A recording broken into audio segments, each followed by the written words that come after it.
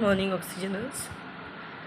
আজকে তোমাদের কাছে চা নিয়ে আসেনি। চা খেতে আজকে ইচ্ছা করছে না, কেন জানি না।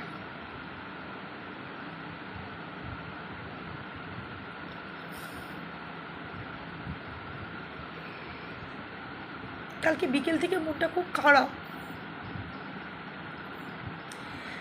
একটা খুব খারাপ খবর পেলাম।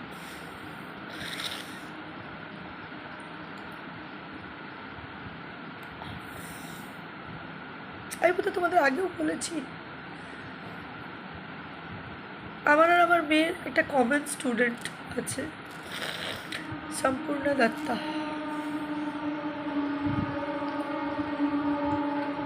কালকে ও ফোন করে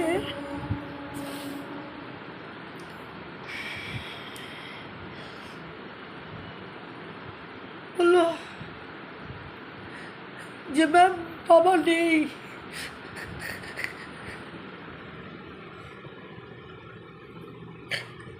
আমি আকাশ থেকে বললাম বাবা নেই মানে? বলছে বাবাও ছেড়ে চলে গেছে। কি প্যাথেটিক মেয়েটার লাইফ। মেয়েটা জন্মেছিল অনাথ, মেয়েটাকে ওর বাবা মা অ্যাডপ্ট করে। আবার দেখো 15 বছর বয়স, বাবা মা দুজনেই ওকে ছেড়ে চলে যায়। আমি সম্পূর্ণকে পড়িয়েছি 6 বছর, ক্লাস কেজি থেকে 5 ও প্র্যাটে পড়তো, প্র্যাট মেমোরিয়াল। আর মেয়ে পড়িয়েছে 6, 7, 8, 9-এর স্টার্টিং। আমার সাথে সম্পূর্ণার মায়ের মানে রঞ্জনার মানে এত বছরের সম্পর্ক তো, অনেক বছর ধরে পড়িয়েছি। তারপর মেয়ে তো খুব ভালো অ্যাটাচমেন্ট ছিল, সমস্ত দুঃখ কষ্ট সব আমার সাথে শেয়ার করতো, আমাকে সম্পাদি সম্পাদি বলে ডাকতো। 2020-তেও আমরা যখন ওই রকম কোভিড, তার মধ্যেও ডিসেম্বরে আমরা 31 ডিসেম্বরে আমরা ইকো পার্ক গেলাম। তারপরে CC2 থেকে CC2 গেলাম, ওয়াও মোমো থেকে মোমো খেলাম। তারপর ওখান থেকে আবার আর্সেলান গেলাম, আর্সেলান থেকে বিরিয়ানি খেলাম, সব ওর পয়সা। ও খুব খাওয়াতে ভালোবাসতো, আর আমি যেহেতু খেতে ভালোবাসতাম, ও কোনো দিনও মানে কোনো কার্পণ্য ছিল না। ভোরে ভোরে খাবার, ভোরে ভোরে খাবার। আমি পড়ানো ছেড়ে দিলাম, আমার মেয়ে পড়ানো শুরু করলো। যা ভালো রাঁধতো, খুব ভালো রাঁধতে পারত। খাবারগুলো গাঠি ভরে ভরে মেয়েকে, যে সম্পাদি খুব ভালো খায় মেয়েকে দিয়ে দিত, চাঁদনি মাকে দিবি। 2021-এও 4th জানুয়ারি ওর মেয়ের জন্মদিন, আমাকে আর মেয়েকে গোল্ডেন জয়তে নিয়ে গিয়ে খাওয়ালো। চায়নাটাউনের গোল্ডেন জয়তে গিয়ে খাওয়া দাওয়া করলাম।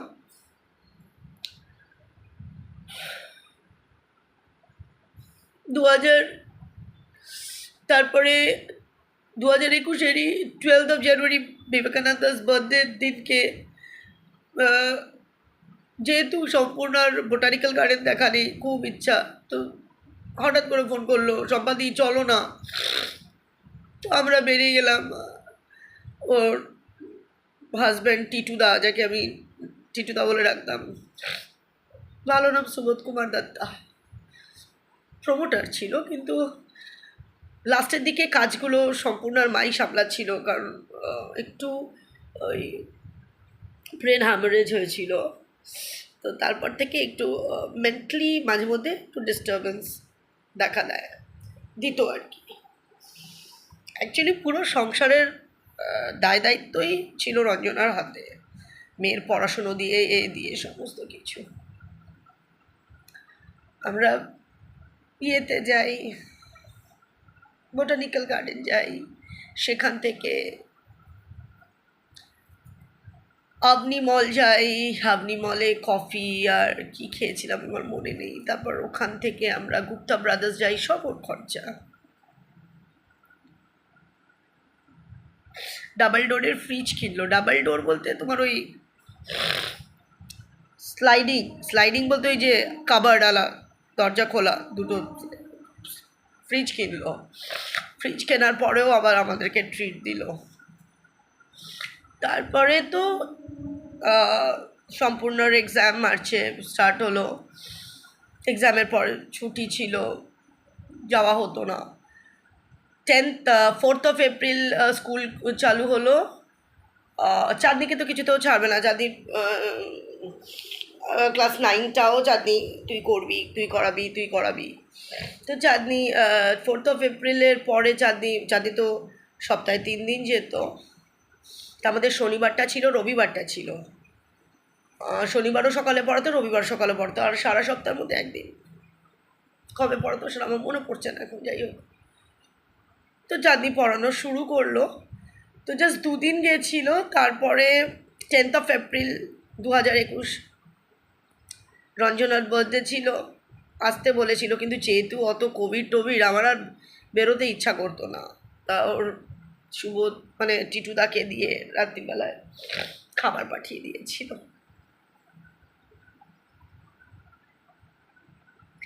তারপরে চাঁদনি আবার পড়াতে যাচ্ছে, মাঝখানে যে ডেটগুলো ছিল। তারপরে 17th of এপ্রিল, ওটা ছিল শনিবার। তো 16th এপ্রিল রাত্রির বেলায়, শনিবার দিন মেয়ের সকালবেলায় পড়াতে যাওয়ার কথা, 16th of এপ্রিল রাত্রিবেলায় শুক্রবার দিন ফোন করেছে, করে বলছে যে চাঁদনি কালকে সকালে পড়াতে আসিস না, আমার বাবু জ্বর হয়েছে, শরীরটা ভালো নেই, আমি জ্বরটা একটু কমুক তারপর তোকে ফোন করে দেবো। ভালো কথা।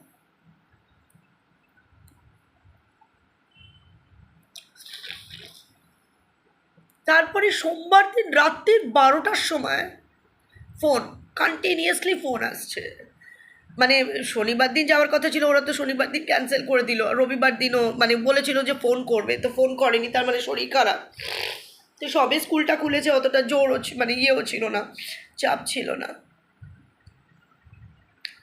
তো সোমবার দিন রাত্রির 12টার সময় কন্টিনিউয়াসলি ফোন করছে। তো তখন আমার মেয়ে বলছে, মা দেখো মা, আন্টি এখন ফোন করছে, নিশ্চয়ই আমাকে বলবে, হয়তো কালকে সম্পূর্ণ স্কুল যাবে না, আমাকে বলবে তুই সকালবেলায় চলে আয় পড়াতে, আমি যাব না। তখন আমি বললাম, তাহলে তুই ফোনটা ধরিস না।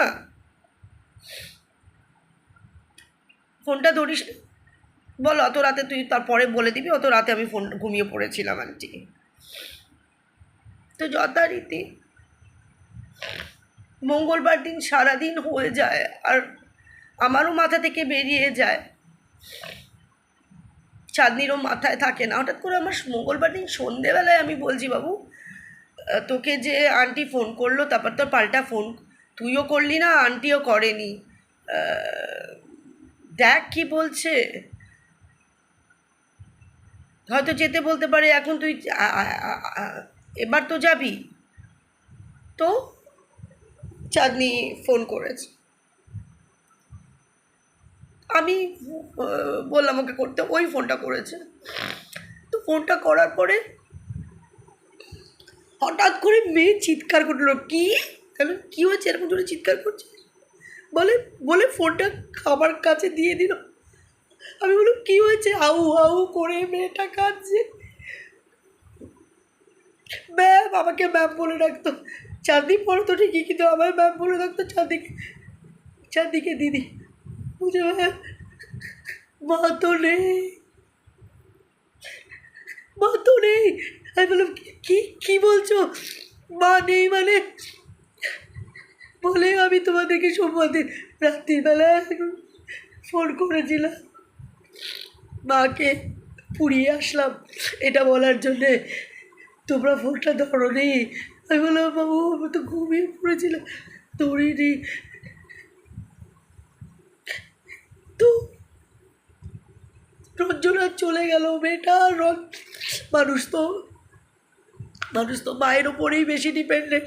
দেখো, ঘরে বাবা না থাকলেও হয়, আমি যেটা বলি, কিন্তু মারা থাকলে অনেকটা সিকিওর। যাই হোক, আমি তখন ওকে আশ্বাস দিলাম, বাবা মা নেই তো কী আছে, তোমার এই ম্যাম তো আছে, যখন কোনো অসুবিধা হবে ম্যামকে বলবে। তো যখনই কোনো প্রবলেম পড়তো, টুকটাক কোনো প্রবলেম সেরকম ছিল না। ওর বাবা খুব ইচ্ছা ছিল, পড়াশোনাটা টোটাল বন্ধ হয়ে গেছিলো, মানে ক্লাস 9টাও আর করেইনি, সেটা আর আমাদের সাথে ডিসকাস করেনি। যাই হোক, কোনো রকম সামলে উঠেছিল। মাঝে মধ্যে খুব ফোন করে বলতো, জানো ম্যাম বাবা খুব উল্টোপাল্টা করছে, আমার ব্রাশ দিয়ে দাঁত মাজছে, বলতে গেলে মারতে আসছে। তখন আমি বললাম, বাবার মাথাটাতে একটু মাঝে মধ্যে ডিস্টার্ব করে, তা তুমি তোমার ব্রাশটা তোমার মাজা হয়ে গেলে ঘরে নিয়ে এসে রেখো। এই সমস্ত যখন টুকটাক ইয়ে হতো, তারপর বলতো যে বাবা আজকে এই রান্না করলো, এখনও বেলা হয়ে গেছে, বাবা রান্নাঘরে ঢোকেনি। এই সমস্ত টুকটাক হতে হতে মাঝখানে আর অত ইয়ে ছিল না। তারপরে গত বছর টিটুদা, মানে ওর বাবা, চাঁদনিকে ফোন করছে বারবারে। তো চাঁদনি ফোনটা ধরাতে বলছে এরকম মেয়েটাকে কোনো রকমভাবে পরীক্ষা দেওয়ানো যাবে না। কিসের পরীক্ষা? তো এই না, যদি মানে প্রাইভেটে যদি মাধ্যমিক পরীক্ষা টরীক্ষা আইসিএসসি দেওয়ানো যায়। তো আমাদের কিছু জানা ছিল না, আমরা জানতাম না যে মাধ্যমিক পরীক্ষা মানে আইসিএসসি পরীক্ষা কোনো ডিস্টেন্সে হয় না। তারপরে আমরা খোঁজ নিয়েছি যে কোন ডিস্টেন্সে আইসিএসসি পরীক্ষা হয় কি না, হয় না। তারপর আমি ভাবলাম মামাই দেখ না, তবু তো তুই যে স্কুলে পড়েছিস সেই স্কুলে একবার বলে যদি হয় কিছু, যে ওকে 10টা তুই একটু গাইড করে দিবি।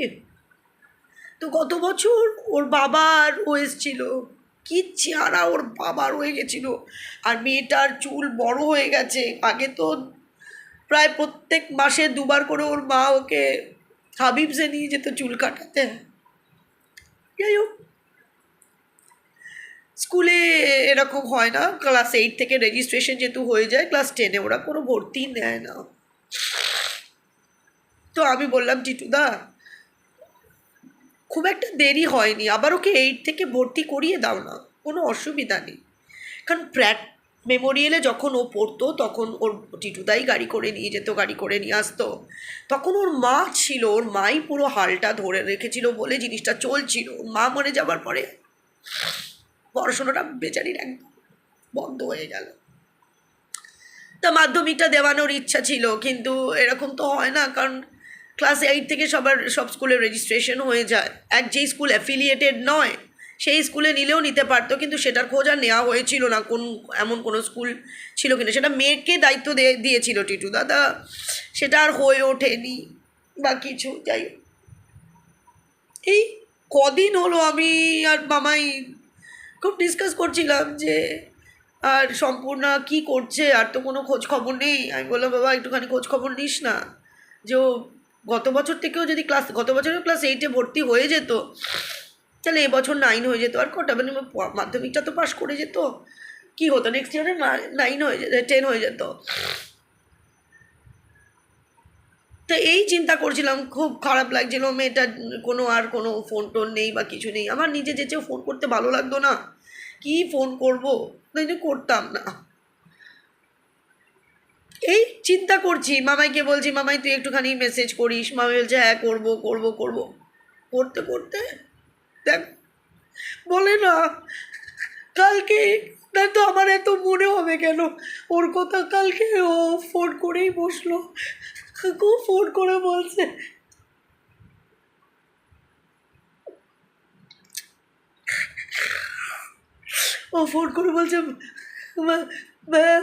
তোমার তোমার গলাটা জড়িয়ে কাঁদতে ইচ্ছা করছে। এগুলো কেন? বাবা নেই,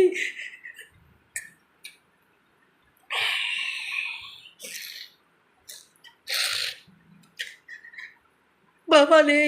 সে কি বলে 24 এপ্রিল বাবাও চলে গেল। অদ্ভুতভাবে দেখো, ওর মা গেল 2021-এর 19 এপ্রিল, ওর বাবা গেল 2024-এর 24শে এপ্রিল। আমি বললাম কী হয়েছিল বাবার, হঠাৎ করে কি হলো? তখন বললো যে যে সন্ধেবেলায় আমাকে জিজ্ঞেস করলো কী খাবি। তো আমি বললাম যে বাবা একটু আমাকে মিয়ামোড় থেকে স্যান্ডউইচ কিনে দেবে। তোর বাবা বললো চল। তো দুজনে মিলে গেছি বা ভালো মানুষটা কিনে আমরা বাড়ি ফিরলাম। হঠাৎ করে বাড়ি ফিরেই দেখছি বাবা একটু খুব উল্টোপাল্টা কথা বলছে, খুব উল্টোপাল্টা বকছে। তাহলে কী হলো ব্যাপারটা, উল্টোপাল্টা বকছে কেন? মানে কোনো কথার সাথে কোনো কথার ইয়ে নেই, উল্টোপাল্টা বকছে আর কথাগুলো হালকা জড়িয়ে আসছে। তাহলে তখন তুমি কী করলে? ওদের তো সত্যি কথা বলতে না ওর মায়ের দিককার কেউ বেঁচে, না ওর বাবার দিককার যে আছে জ্যাঠা জেঠি, ওরা কেউ সেরকম আমি অন্তত যত বছর পড়িয়েছি বা মেয়ে পড়িয়েছি আমরা কোনো দিন দেখিনি। আর আমি শুনেছিলাম জ্যাঠা জেঠির সাথে ওদের সম্পর্ক সেরকম মধুর নয়। ও জেঠু পুলিশ।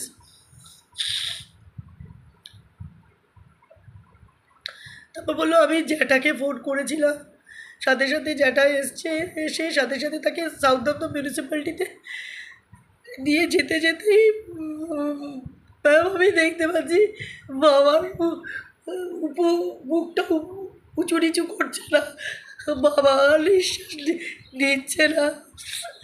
ম্যাম আমার কপাল কেন এরকম বলো? দেখো জন্মেছিল ওরা, আমার দেখো 15 বছর বয়সেও আবার অনাথ হয়ে গেল। আমি ওকে জিজ্ঞেস করলাম যে ও এখন কোথায় আছে, তাহলে আমরা যাবো দেখা করতে। ও এখন জ্যাঠা জেঠির বাড়িতে আছে, ওদের ফ্ল্যাটটা লক করা আছে। এখন আমি বললাম উপায়টা কি, এখন কী হবে, রেমিডিটা কি? এখন তো ও শৌচে আছে, কাজটা ওই করেছে, ওর জ্যাঠার একটা ছেলে আছে। কালকে অনেকক্ষণ ওর সাথে কথা হয়েছে, খুব কাঁদছিল মেয়েটা, খুব কাঁদছিল। এখন জানি না ওর কী হবে, কারণ ও খুব মানে বলছে যে ম্যাম আমি তোমার কাছে থাকবো। এখন ব্যাপারটা হলো আমি কি ওকে রাখতে পারি? যদি সাবালিকা হতো তাহলেও আমি চেষ্টা করে দেখতাম, কিন্তু ও তো সাবালিকা না। ওর কাস্টাডিটা আমি কি করে নিই, আর আমি কি পারবো সেটা নিতে? ও খুব বলছে ম্যাম আমার মার সাথে তোমার এত ভালো সম্পর্ক ছিল, আমার মা তোমাকে দিদি দিদি করতো, ম্যাম আমিও তোমাকে ম্যাম ম্যাম করি, আমার মায়ের পরে তুমি ম্যাম। ম্যাম আমি তোমার কাছে থাকবো, আমি তোমার কাছে এসে তোমার সাথে তোমার গলা জড়িয়ে কাঁদতে চাই, আমার খুব কষ্ট হচ্ছে।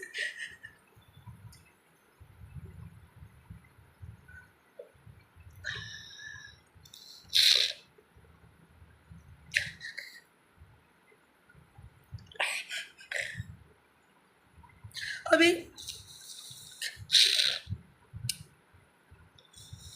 আমি কোনোদিন ওর জ্যাঠা জেঠিকে চিনি না, তো আমি ওকে বলেছি তুমি তোমার জ্যাঠার কাছ থেকে পারমিশন নাও, যদি অ্যালাউ করে তাহলে আমি তোমার জ্যাঠার বাড়িতে যাব।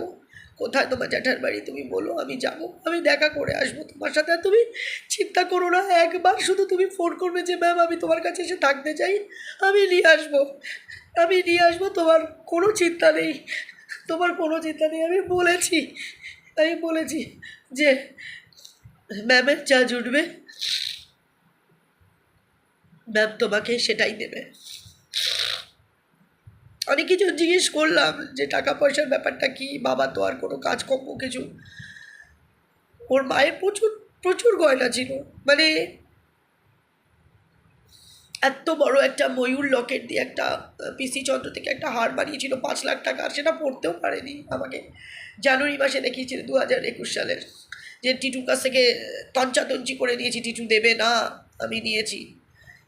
তারপরে অনেক অনেক অনেক গয়না আছে, কিন্তু সেই গয়না নাকি শুনলাম কালকে বললো ম্যাম মনপুরমে দেওয়া।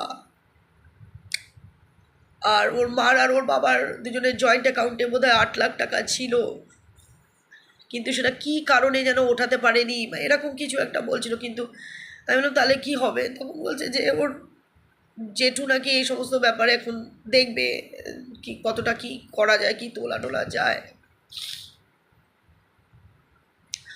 থাকার মধ্যে আছে শুধু ওই ফ্ল্যাটটা যেটাতে ওরা থাকতো। তা আমি বললাম তুমি এখন কোথায় শুচ্ছ, তখন বলছে আমি জ্যাঠা জেঠির ঘরেই শুচ্ছি, মাটিতে শুচ্ছি। ভগবান, আমি কমিউনিটিতে একটা পোস্ট দিয়েছি, দেখো ওর মায়ের একটা চ্যানেল ছিল রঞ্জনাস ইনফাইনাইট স্টাইল।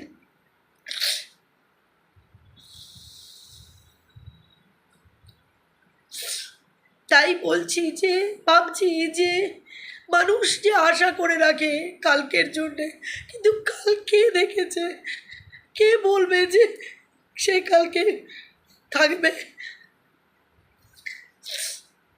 রঞ্জনার জাস্ট জ্বর হয়েছিল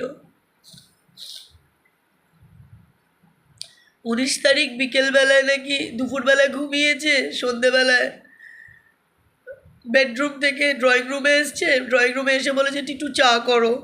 টিটুদা খুব ভালো চা করতে পারতো, চা কফি। আমি গেলেও টিটুদাই কফি টফি বানাতো, রঞ্জনা বানাতো না। তো ড্রয়িং রুমে এসছে, তখন মেয়েকে বলেছে, সম্পূর্ণাকে বলেছে বাবা আমার মাথা ব্যথা করছে, একটু আমাকে জল খাওয়াতো। এইরকম মানে কথা বলা অবস্থায় নাকি। তো মাকে জলের বোতল নিয়ে এসে বলছে মা আমি খাইয়ে দিই, শরীরটা ভালো নেই ছিল না ওর রঞ্জনার। জল খাওয়াতে গিয়ে প্রথম ঢোকটা খেয়েছে, সেকেন্ড ঢোকের পরে নাকি দাঁতটা লেগে গেছে।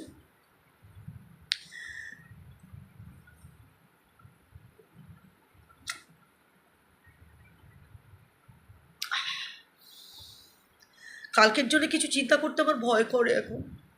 সত্যি লিভ অ্যাট প্রেজেন্টটাই ঠিক আছে। কে বলতে পারে যে তুমি এখন আর রয়েছো, কথা বলছো, তুমি বিকেলবেলা তুমি থাকবে।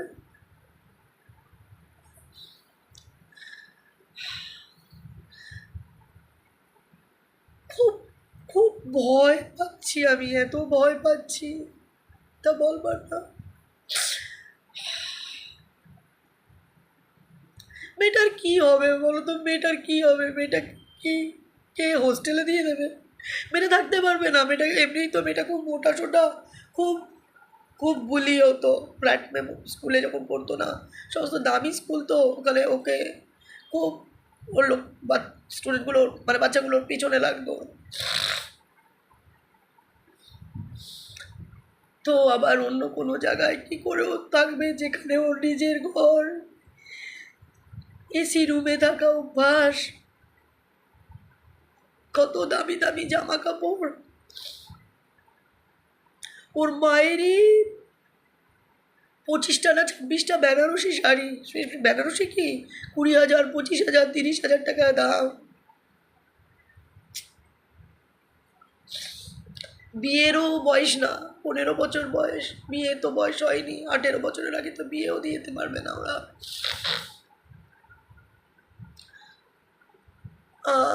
ওর কাস্টাডি বোধহয় আমাকে দেবে না,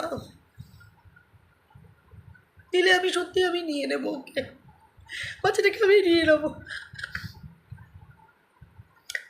আমি চিন্তা করেছি ওর জেঠুর সাথে কথা বলবো, দেখা তো করতে যাব।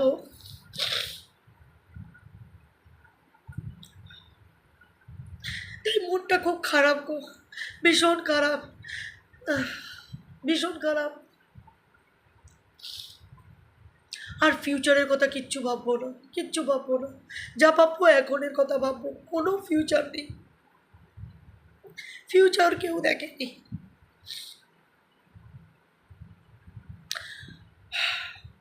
চলো রাখছি।